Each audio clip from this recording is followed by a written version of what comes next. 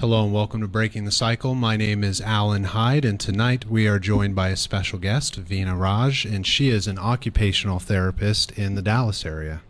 Yes, thank you so much for having me today. I really appreciate this opportunity. Yeah, thanks for coming in. Platform to be on, yeah. Yeah, so Veena, what got you into occupational therapy? So I got into occupational therapy, I became interested in it in high school. I started working with this child with autism as an aide. It's just an opportunity that came up from my high school biology teacher knew somebody. And in that kind of job, I was there for 20 to 40 hours a week through my college years, and I got to see this child who was really lovely interact with a lot of different therapies. And initially I thought I wanted to be a pediatrician, but as I started seeing him work with some of the therapists, I became really interested in, basically how the OT interacted, the amount of time she was able to spend with this child, and the growth that I saw over time. And that's how I got into the field initially. Nice. And no worries, guys. We're getting the sound settled here, but yeah, that caught me off guard. So for those listening, some might know because we have a lot of professionals who listen to this channel as well, but for those who don't know, how would you give a Cliff Notes description of occupational therapy? So occupational therapy, I'd say it's a misnomer because when you're out there, everyone thinks employment. Yeah. Right? That's a job. But that's one small part of what occupational therapy can work on. The occupations in occupational therapy refers to the daily activities that occupy one's time, the things that we all need to do, we want to do, that we're expected to do. And so one of the definitions that I like, and another OT I used to work with really likes, is skills for the job of living. Those daily activities that we take for granted on a daily basis, but after some sort of injury or a condition may be very difficult, or we may need to learn a different approach for how to do it. So it's focused on activity engagement, learning life skills, and really the therapeutic medium is the activity itself. That's what we're addressing, and helping people regain independence, or just become more independent, learn the skills that they need to feel like they can accomplish what they need to on a day-to-day basis. Yeah, and when a client comes to see you, do you go out into those environments with them? Do they predominantly see you at your office? Is it just kind of a mixture of both? So my current practice is home and community based, so I don't actually have a physical office. Gotcha. I go out and meet with people primarily in their homes, but if there's a community need, I can do that too. That makes kind of the most sense for the work I'm doing because so much of it is hands-on and daily activity based. So it's great if someone has some challenges with cooking that we're able to be in their kitchen and work on that activity together in their natural environment. Oh, that's really helpful. Yeah.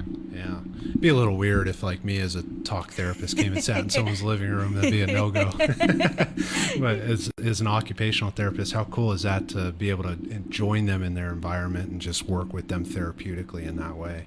Yeah. I love that opportunity. Previously, I worked in a couple of brain injury clinics, so those were, again, we weren't necessarily in people's home environments, but there are a lot of things in place that we had, like a kitchen that we could utilize, or different things. And sometimes we had the opportunity to go out to someone's home, but when I started working in residential, that was something I really loved because their homes were, on that facility property. So we were able to go in, and there's just a big difference in learning skills and generalizing skills, and practicing in the natural environment. Yeah, and I noticed in your bio that we shared with everyone that you had mentioned both the kind of the background working with the diagnostics of different mental health ADHD, autism, personality disorders, but also what, sparked my eagerness to chat with you was that neurobiological background as well. And I think a lot of people, like when we've talked about some of those things, they really engage with that because it's a popular topic. But your work, I'm curious if you could put some words to just kind of those roads meeting, occupational therapy and some of the neurobiological work, and where you see that working with your clients. And that may not be the best stated question, but I know you're tracking with me.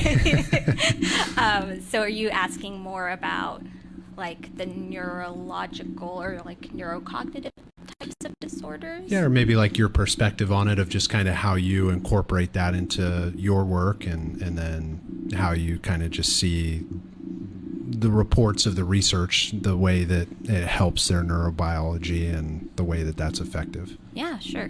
So as occupational therapists, I think one of the cool things is that we are trained very holistically. Part of my OT program was a cadaver lab. So anatomy and physiology in our curriculum. We look at psychosocial skills, cognition, vision, what else? Self-care, and just all of the different realms of the body. So when we talk about neurological, neurobiological things, we see cognition impacted in a lot of different conditions. So I got a very strong background in addressing cognition from my brain injury work, but it's something that you see in some of the depression when it's severe, with anxiety and processing.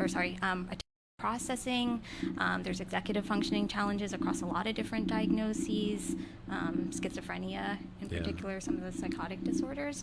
So having that background allows me to kind of go in and really assess what is the challenge that they're facing that's making it difficult for them to, complete a simple task, get somewhere on time, manage looking at a recipe and being able to follow it. And I'm then able to help with, sometimes there are things that you can remediate after a brain injury. There are things that you can do to really help with that neuroplasticity piece and help rebuild those connections, wire the brain. Which still applies even with other conditions, but there's also a lot of strategies that we can help put into place so that people are able to be more even with some of those difficulties that may not change. Yeah, and to see that in real time. I used to, back in the day, I worked at the Amen Clinic. So they do like brain imaging, so like the blood flow in the brain, and they did a bunch of studies, like large studies with NFL players, and they experienced traumatic brain injury a lot. But there was all kinds of, whether it was psychotic breaks or behavioral mood disorders, things like that, and it takes a village. We had occupational therapists there as well, because we can give them all of the medication, the therapies and all those, but when they're out in their environments needing that therapeutic assistance, we need that part of the team. And so, for those listening, that's what essentially, right, plus many other things, but that's what Veena is offering. Yes. I want to make sure here, Taylor, are we okay on the microphones, or is there feedback when we're talking into it? There's no feedback. Something is like... Yeah, I hear that. Yeah. Hold on one second, guys. We're going to sort this out real quick so we're not annoying you. You think it's the wires? Oh, it's the wires. Ooh, is it like hitting? Ah, bless our hearts. Okay, we got it sorted out. All right. So you're in these community environments. If we take a detour for a moment, if someone were to want to work with an occupational therapist, what are kind of, other than, because we're going to share your website and all of the contact information, how do people come across an occupational therapist? Like, because it's not the easiest thing to Google to find your specialization, and I've heard that from a lot of other professionals over the years I've worked with. Right. Yeah, that, I guess, part of the tricky part is that occupational therapy covers so many different things because it's about daily functioning. So I think it is easier to find like a pediatric occupational therapy who works with someone with a developmental delay, or who's autistic, that kind of comes through in the schools. OT is very integrated in the school system. There's a lot of sensory and outpatient clinics for that. And then when you get into adults and more like injuries, like it could be orthopedic injury, a brain injury, things like that. In those spaces, I think there are ways to find it. OTs are in hospitals, in inpatient units, and things like that. Part of why I wanted to bring this service here is for mental health conditions, and often to adults who kind of age out of that school system, autistic or have intellectual disabilities, the services are really limited. I have looked around because I ended up moving to Maryland 3 years ago to work in mental health because I suddenly really just wanted to work in mental health, and I couldn't find anything around here outside of the VA. And the VA has its own funding system, and so that kind of makes sense that they have OT integrated. And so I went to be able to get that experience and have that opportunity. And when I wanted to return, there's still nothing like OT in mental health around here. So that's part of why I started the practice. It's a population that I have a lot of passion in working with, and I wanted to be able to bring those services to the DFW Metroplex. So unfortunately, it's really not very easy to find an OT for the types of things that you probably see more of with mental health and substance use. Do you find that having moved away, gone to Maryland and spent some years out there, and then coming back after like all these people are moving here, that's made it, kind of partly why there's more of a need for it here? I mean, Texas is big and, populous to begin with, but yeah, definitely. I think there is a need. And the more people come here, the more the likelihood of the need, for sure. Yeah, I think that it's kind of shaken up the conversation. Yes. My aunt and uncle have lived here my entire life, and I remember we'd come to Bedford and it was the middle of nowhere. Oh, yeah. And now it's like you're right in the heart of everything, and I think that always shakes up the conversation of just different services that people need, and being able to share that information, because they could be struggling with these things in their home and not know this information, and that there are professionals that will come and join you in the community. Right. I mean, being a therapist, I didn't even know occupational therapists existed until I was a couple of years into the field. Yeah, I think, unless you're, again, kind of like in a hospital system, more in like the schools, you may not know about it, and it is really confusing between the name of occupational therapy and just like the vast number of things that OTs address. Right. I think it's hard to unfortunately find the service, and I love that there's platforms like this out there to get the word out, and so it's been really neat to come back and start this practice, as I've been attending a lot of networking events and joined some of these groups, and it's been really neat to connect with other professionals in the mental health space and share, spread the word. And you've been active. When we added each other on social media, I saw like, oh, she's doing networking events and she's really getting out there, and it speaks to kind of what we were talking about before, of like your graciousness and willingness to take a growth opportunity and come in to do something like this. And for mental health professionals, kind of stepping into this realm can be a lot at first, but it's just such a powerful thing to share with these fine people who are listening. Well, thank you. Yeah, I mean, so 3 years ago, I had been working in brain injury for, like I said, 9 years, and I loved the work, but it's very demanding, and especially in like a hospital type of system, you're go, go, go, the productivity is high, and there's a sense that is so hard for us as healthcare professionals that, we put our heart and soul into the work we do, but when things are so busy that you're stretching yourself so thin, and then you leave with this feeling of like, I'm still not able to give the type of care I want to, like that's a really kind of heartbreaking feeling at the end of the day.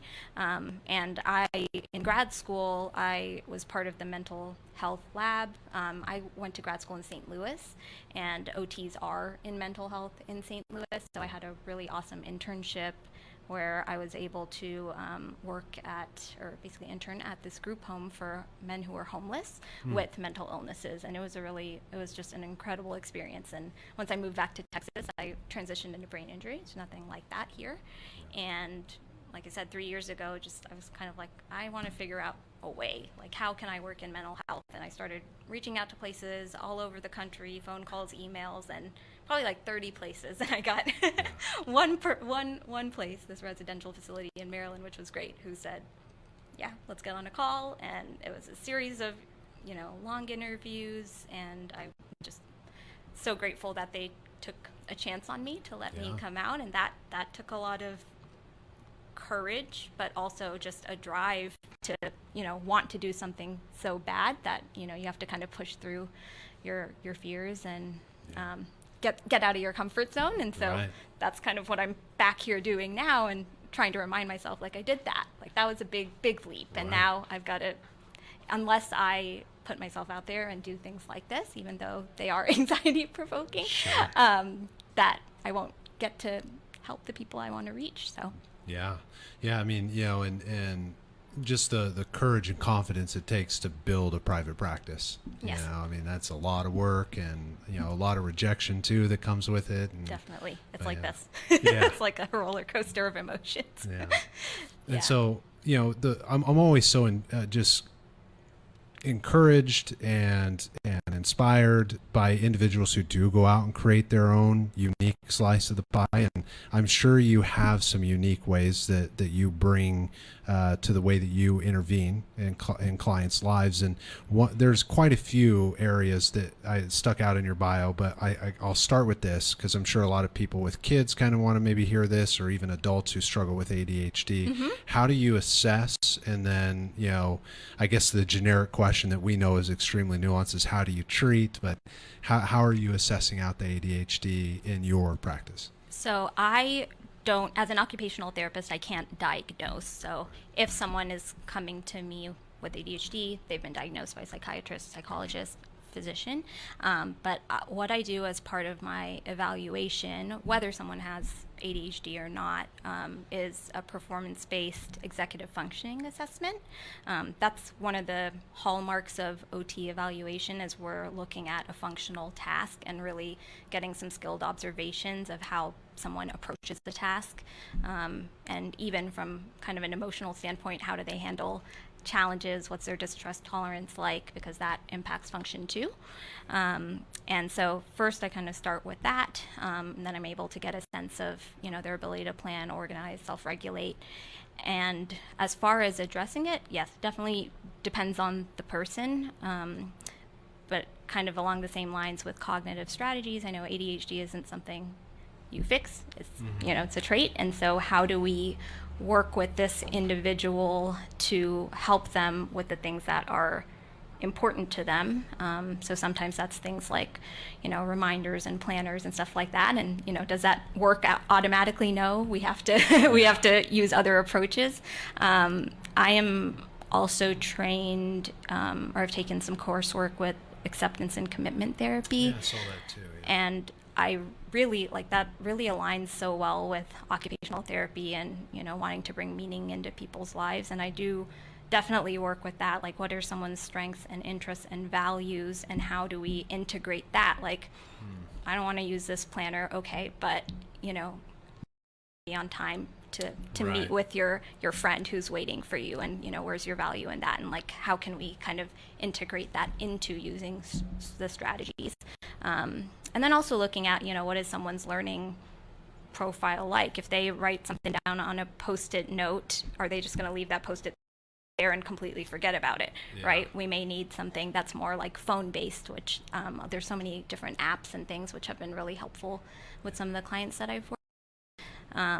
And I know one of the things with ADHD is this time blindness.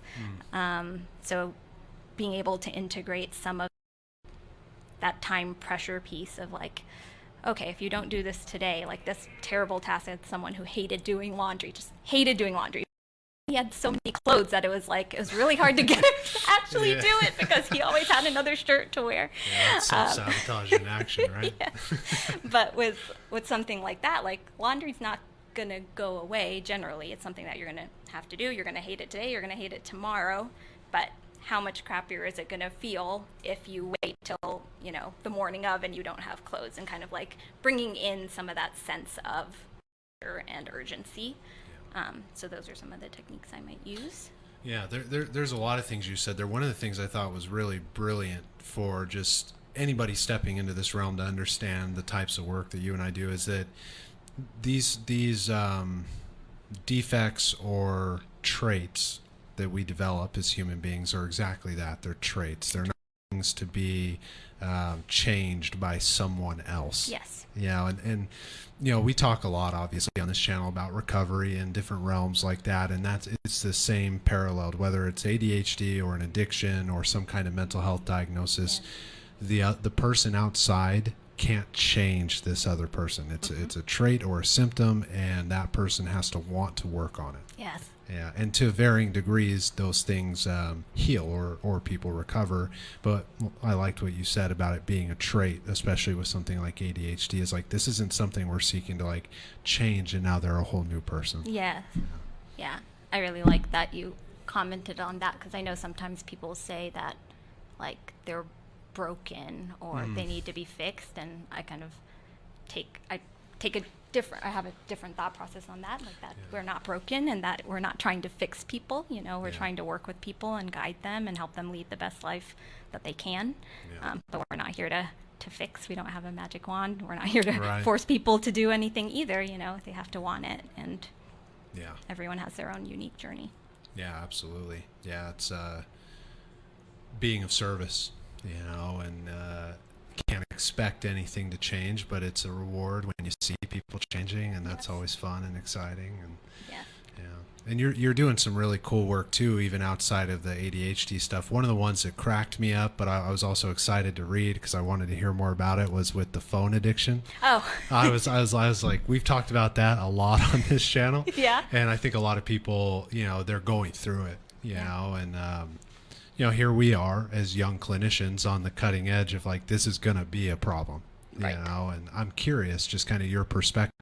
I'm all ears to kind of learn, you know, what the ways you approach it and think about it, and, you know, just kind of. I did a couple of good courses on phone addiction and tech addiction. There's a few good things I took away from those. I mean, especially one, I know you're very familiar with the work that you do, is just how addicting and the effects of technology on the dopamine system, and that intermittent reward and reinforcement. It's just crazy. Like my brother has a little bit over 1 year old now, and he's like, you're not going to get a phone until you're 18 years old, you know, because there's so much research out there about how damaging it is. And it is, you know, it's too much stimulation. Messes with our sleep cycles. There's so many different areas, but part of why I did that course is I was working with an individual in residential mental health who kind of had some paranoia to begin with, and then would get on the phone and really kind of like very compulsively, even though this would make him feel so much worse, he would look at these things, and then, you know, these online boards and interact with people and get these messages, and then it would just like completely throw him for a loop. And we're like, what can we do with still maintaining his autonomy to help him, you know, without taking his phone away, essentially. It's tricky, especially in like a residential environment, because it's so easy to come in as like the parental figure without knowing that's what you're doing. Be like, give me that phone. It's hard. It's a balance. But that's part of why I did those courses. And I learned about something called the Gab phone. Are you familiar with that? No, please enlighten me.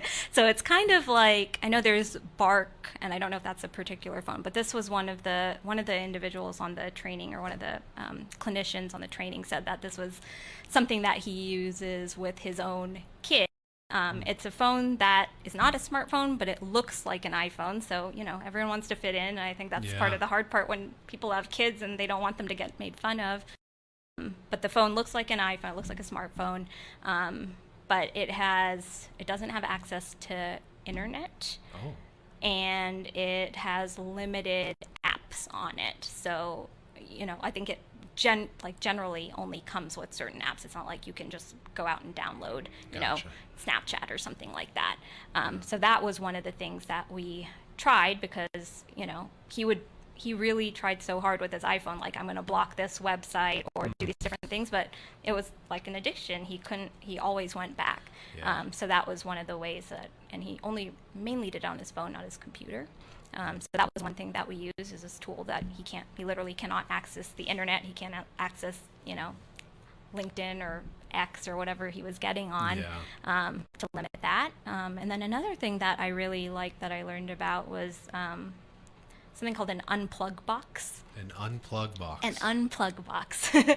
So it's, I mean, it sounds really fancy, but it's really just a box that you create. And part of what I like as an occupational therapist is being able to sit with someone and help them engage in an activity. And when you're involved and you make something, there's psychologically you want to use it more than something someone hands Absolutely. to you. It's like making your own dinner. Yes, exactly. It tastes better.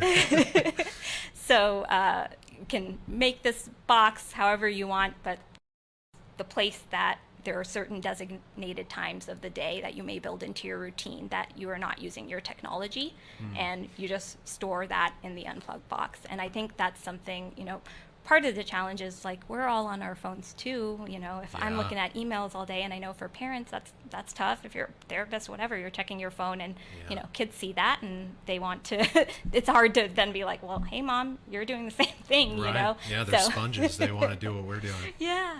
So if you can put something into place like an unplug box, but make that integrated within the family kind of dynamic, like, hey, this is unplug box time, we're going to all put our stuff away in this, and kind of being able to put a routine into place where there are designated times that the phone's not being used. That's a small way of being able to cut that down and kind of put something into a routine that it's predictable, so no one's throwing a fit because all of a sudden you're taking their electronics away. Right. Yeah. Actually, you know, I'm going to watch this later because I need to, you know, when I review the video, I need to take some notes on this to utilize with some of my clients who've been asking me about their kids. And I was just talking with a couple of friends about this, and they were saying we're going to tune in tonight because I want to hear some stuff about what I can do with my kids. And lo and behold, you know, the Gab phone, I'd never heard about that. That's really cool. And I know a bunch of adults who could use that, and there are times where I could probably use that.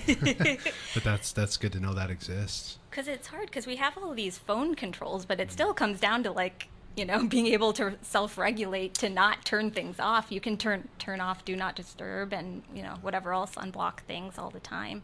Yeah, we talk about that a lot, like in my practice with clients, because, I mean, as you were chatting with me before, I work with a lot of 12-steppers, and we often talk about, like, the self-appraisal of it avails us nothing. Yes. You know, if I'm appraising my own defects, I'll put them way down here and out of sight. That's not a problem, right? But if I have to be accountable to something that's outside of myself, I'm much more likely to change. I'm much more likely to engage in that. Sure.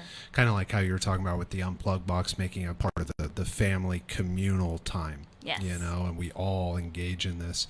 It's like, you know, in recovery, we have God boxes where it's like, I'm going to take my problem and I'm going to write it down and give it over to my higher power.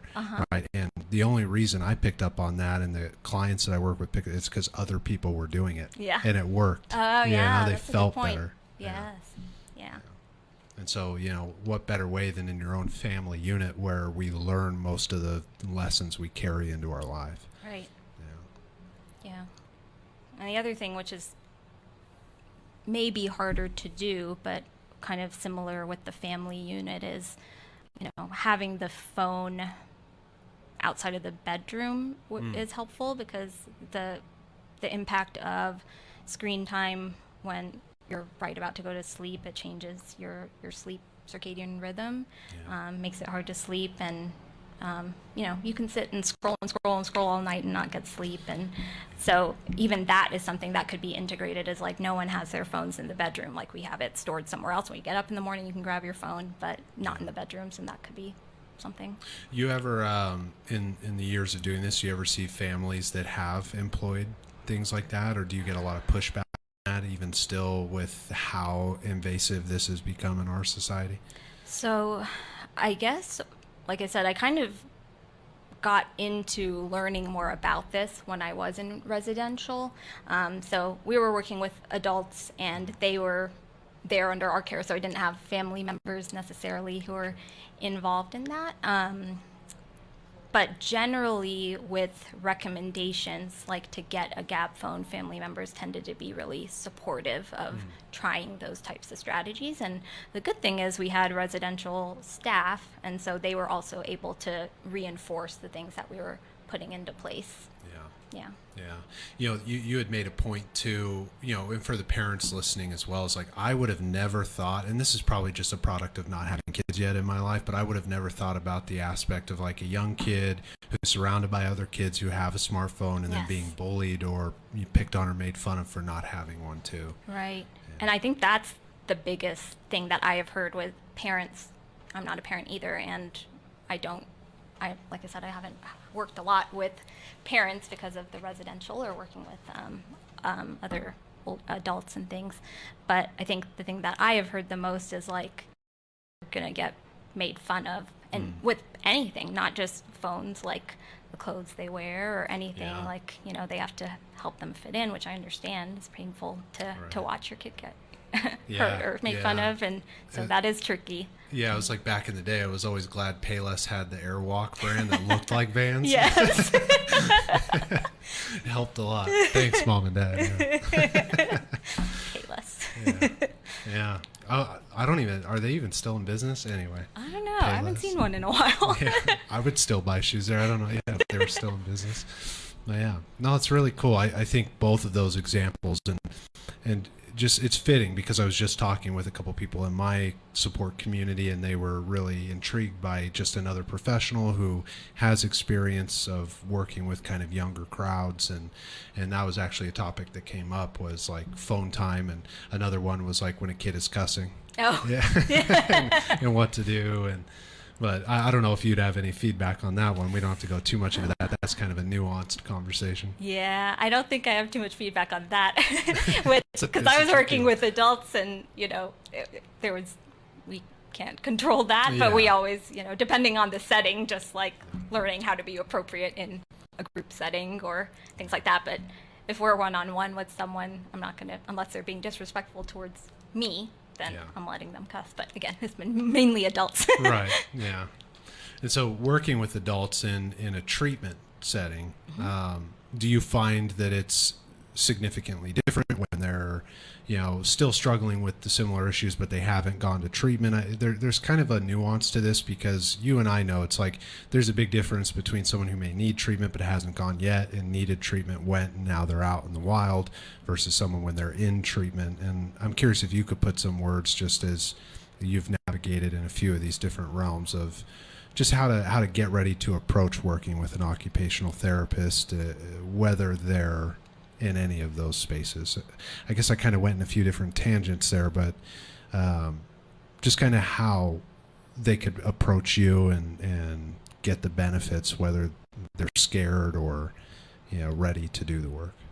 Yeah, I think especially being in private practice, it gives me a lot of autonomy, and for the things that we work on. With OT, I always try to meet people where they're at, and part of like the OT, I guess, values or approach is very autonomy focused and very collaborative and very client-centered. So I think that's kind of the biggest thing I try to encourage, is like, we're here to work on your goals and the things that you want to work on and the things that are important to you, and the evaluation itself is structured that way. And it is hard, because sometimes we think, well, you need to work on this, that, and the other, but but I really do try to meet people where they're at, and that was especially important in residential, because there's often denial there. And even though it was a voluntary program, people were mostly coming because their parents wanted them to come there if they had serious mental illnesses. So making sure that they had the autonomy that I was able to get creative with the work that I was doing. If someone is experiencing psychosis and still trying to participate in the services is like, what can I get them to engage in so that they're still kind of grounded in reality as much as possible during this time, but really working with them where they're at. People show up and they're in a really bad mood, or they're really depressed that day, so how do I pivot so that I'm still being supportive and motivating and we're still able to engage. So that's, I think, the biggest thing is just showing up and being compassionate and meeting people with where they are. Yeah, which I think also speaks to like finding the mode that works for clients, because you were touching on this earlier, and as you were talking about like the different diagnoses to come in, if someone's got schizophrenia, you probably don't want them in the mode of writing very often, especially if they're actively in the diagnosis, because that could fuel the paranoia and the delusions, and so probably a lot of physical stuff with those who are struggling with more of the psychotic symptoms and things like that. I had an individual who really was hard to focus with the psychosis being ongoing, and tried really, really hard, because there's a tendency towards shame and wanting to mask the symptoms. But the best way that I was able to have her be present in our sessions and engaged was to do something that was hands-on and creative. And then she would get really into it. And then once she started, coloring something or building a little toy car or whatever it was, then she would start really interacting with me and asking me more questions and engaging. So like being able to figure out what is that mode to be able to connect and engage someone the most effectively is really important, and we learn it over time with each client. So it's tricky. That comes back to what you were touching on, like when you meet the client where they're at in the beginning, where they're at is they don't know you, they don't trust you, they probably don't like you. I've experienced that for sure. We used to have I worked at this treatment hospital in California, and we'd have some of our occupational therapists do a lot of the exposure therapy, because they're already communal based. And do you do any of like the exposure therapy? I do. Yeah. I had a couple of clients that I would say had, more psychotic disorders and then OCD mixed in as well. And some of the exposure-based work was just, I'm scared to leave the house by myself and walk by myself or be in a crowded grocery store. And as OTs, with kind of like what you're saying, it makes sense why they would do that, is because like these are day-to-day functional things. You need to be able to go out. Sure, now you can get your groceries delivered, but you need to be able to get out and go to the store or walk down the street or whatever it may be. So we would, the other OT and I worked with people and built out these exposure hierarchies in collaboration with their therapist, and kind of learning, what are some of the coping skills that we can use, and then we would try it very, very gradually, work up and come back and process how it went. Same thing with their therapist, and pivot as we needed to. But definitely something that I incorporate with a few different diagnoses. Sometimes it's OCD, sometimes it's just anxiety, sometimes it's some clients with PTSD, and then the paranoia piece as well. OCD is a big one where in popular conversations you're not going to hear a lot about those isolation type symptoms. And I always felt so blessed, because we had this one occupational therapist, and we had a client once who was just terrified to get in a car, right, let alone drive, and they had like worked for months, and eventually she was driving. And I would always crack up with the OT, because I'd tell her, bless your heart, I'm not getting in a car with her. I've heard her background. I hope she gets but she was so patient, and just it's wonderful when you have the full spectrum of a team. Yes, I've always worked, and this is now new to me being in private practice, but I've always worked as part of like transdisciplinary teams, and I love that environment because everyone brings a different perspective and a different skill set, not just from their professional stance, but just their personality and their learning and skills. So I think that's the best case scenario, when someone has a team of different professionals who's able to work really well together to help them get all the different facets of the treatment they need. Were you a part of like the treatment team meetings, like where? I was really fortunate that the program, this one that I reached out to, they had never had occupational therapy before, and they said that they had always thought about it, and it was just something that they never really got around to. And there are occupational therapists embedded in the mental health services in Maryland, in their hospitals and things. So it's something that they weren't completely unfamiliar with, but they'd never had it. But they were very inviting and very supportive and really willing to work with me and then the OT who joined me afterwards to figure out, how we kind of fit in the team. We were very much, part of the clinical team at the table and part of the big discussions, and respected and valued there, which I know isn't always the case. So I feel very, very grateful that was the environment we were in, and really given so much autonomy, and them really wanting to learn from us because they never had it before, and that's just that willingness to just be like, well, we don't know this, you know this, so tell us what you need. That was really awesome. Well, and I'm sure those who are listening who've heard some of the other therapists can agree on this is another reason I was excited to have you on, is just this fresh perspective. Occupational therapy, it's not something that, I sit and research, and so to have an expert come in and explain it, and I've just enjoyed listening to you and hearing these perspectives. It's nice to be able to come to the table and realize like there are all of these different intersections in people's lives, and when we don't tend to them, when there aren't people that are willing to be of service, it really, there are people out there who suffer without these areas of support, and it's also super fulfilling, like you were saying, to be at that table, so like there's a lot of people too who listen to this who may want to be a mental health professional or an occupational therapist or a psychiatrist, all those kind of things, but if they wanted to be an OT, an occupational therapist, and they're maybe in their undergrad or they're just kind of sorting it out, how would they go about doing that? How would they go about doing that? So I think one of the best things that they can try to do is connect to an occupational therapist to have an opportunity to shadow. And sometimes you can reach out to hospitals or clinics or schools to be able to have some of those opportunities ahead of trying to, because there's so many times, we think we know what something looks like, and it really doesn't look like that in practice, right? And I recommend looking at different settings too, because someone may not really be as interested in pediatrics, but they may like another setting, and we do have that flexibility. I think one of the good things about OT is there's not necessarily like a residency, so you're not, pigeonholed into like, this is a residency I studied and now I have to work with, gastroenterology, right? So you can move around into different spaces, like I did from traumatic brain injury brain injury to mental health. It's just getting the experience. Definitely recommend shadowing in some different spaces.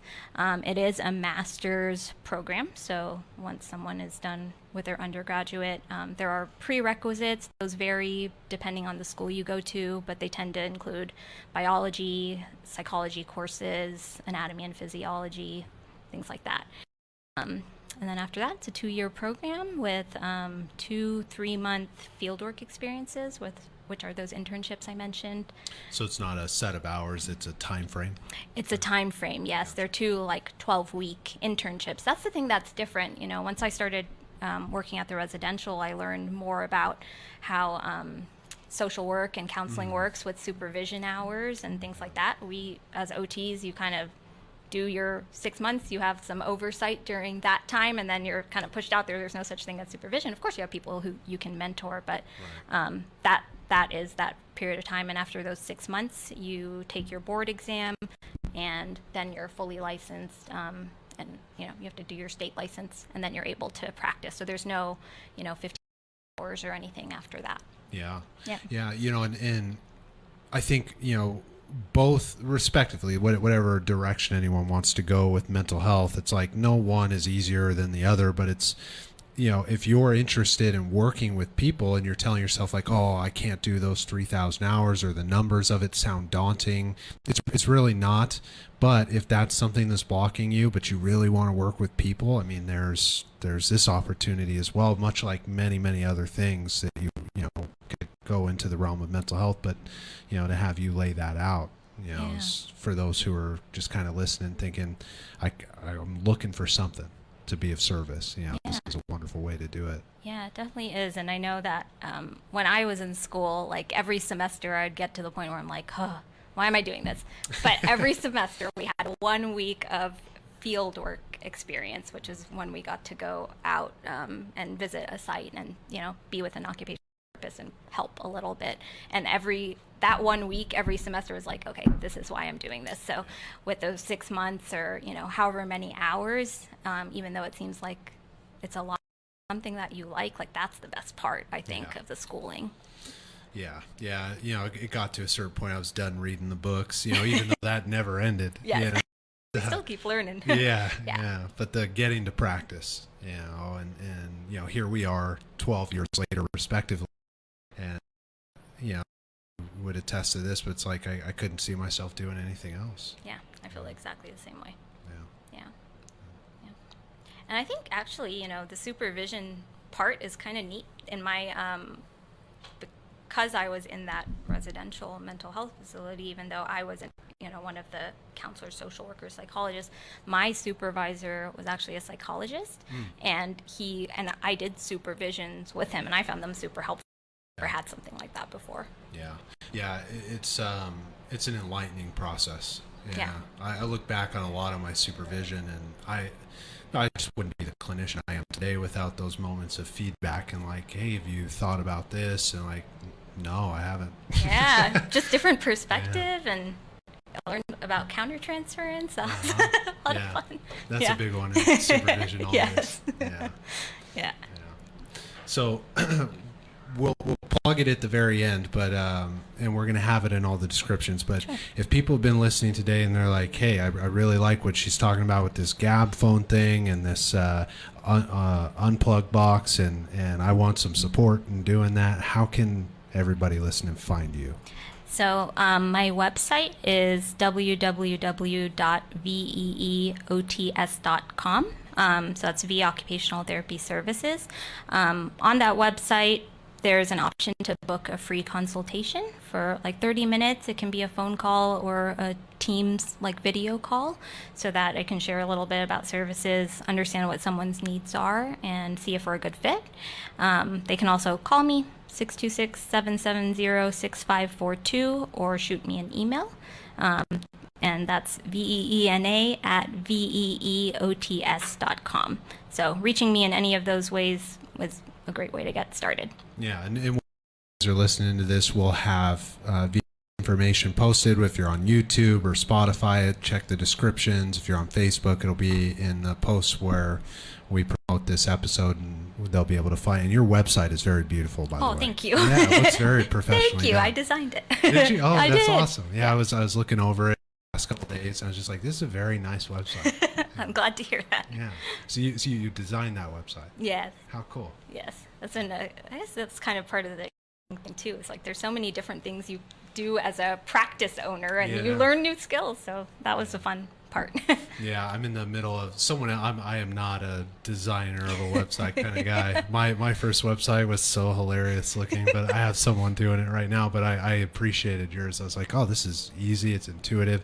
So if you guys go to the website and you're looking to work with Veena, it's very easy to navigate. There's a ton of information on there, which was just helpful for me to get to know your background and just what do occupational therapists do? It's been a while since I sat and looked at it.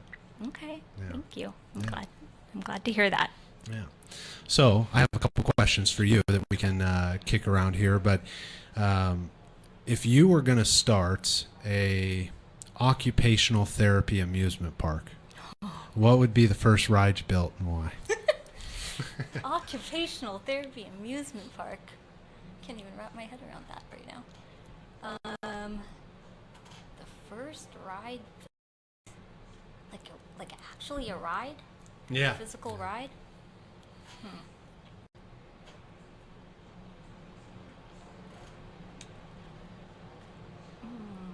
So here's the thing. Ever since I started working in brain injury, I have stopped any sort of roller coasters or anything like that. I'm like, oh man, that's so bad. brain. So no roller coasters.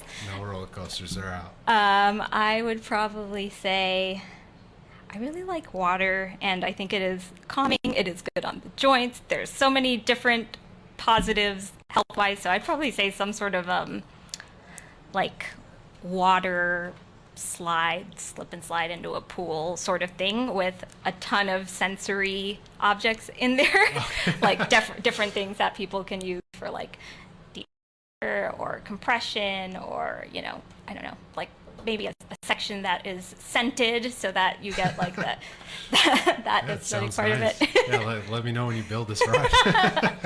Hasn't been on my radar, but One last question for you. Sure. Who is your favorite childhood cartoon? My favorite childhood cartoon. Okay, now I'm actually gonna have to think about it a little bit. Like the single person or character? Yeah. I used to really love Pinky and the Brain. Yeah, Do you remember? Pinky and the Brain? Pinky and the Brain. They were the ones used to try to take over the world? Yes, the mice. How would Pinky and the Brain benefit from seeing you for occupational therapy? Ooh, so Pinky needs a lot of life skills.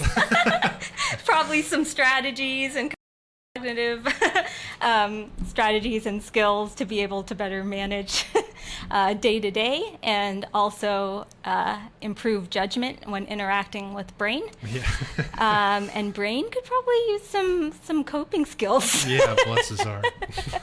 So actively applying coping skills, maybe some other activities so that he's more balanced than always trying to focus on taking over the world. Yeah, that'd be good. Yeah. Any last words you want to share with the captive audience that we have here for you tonight? I think something I was asked on a previous podcast is, how to encourage someone essentially to get help. And I think I would just recommend, like, one of the quotes I always hang on to is, like, when there is life, there is hope. And even though, it feels like maybe everything is crumbling around you, as long as you're here, there is help out there. And there are a lot of people who are willing to support you. Everyone may not understand exactly what someone is going through, but there are people who have the desire to understand and help. So try your best to take that step. Find one trusted person you can talk to, and try to get the resources out there. Absolutely. If there's life, there's hope. Veena Raj, ladies and gentlemen, thank you for tuning in. We break the cycle together. We will see you next Friday, 7 p.m. Central Standard Time. We love you. Bye. Thank you. Thank you.